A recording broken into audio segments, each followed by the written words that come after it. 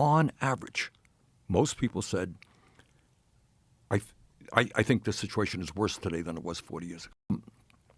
Americans are angry, and one of the reasons they are angry is that over the last, just give you one fact here, last 52 years, you and I understand, everybody in the world understands, there's been a huge explosion in technology, correct? Tell me, how are real inflation accounted for wages been over the last 52 years with all of that increase in worker productivity? In fact, there are studies out there that suggest in real inflation accounted for dollars, wages are actually lower now than they were 52 years ago. During that same period, there's a massive transfer of wealth from the bottom 90% to the top 1%. So they do a poll to the American people and they say, Americans, do you think you are better off today than somebody in your situation, middle class, whatever you may be, was 40 years ago? Okay? Are you better off today than somebody in your circumstance would have been 40 years ago? What was the answer? What do you think?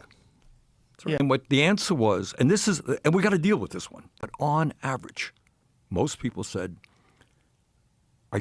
I think the situation is worse today than it was 40 years ago. That is what we got to deal with.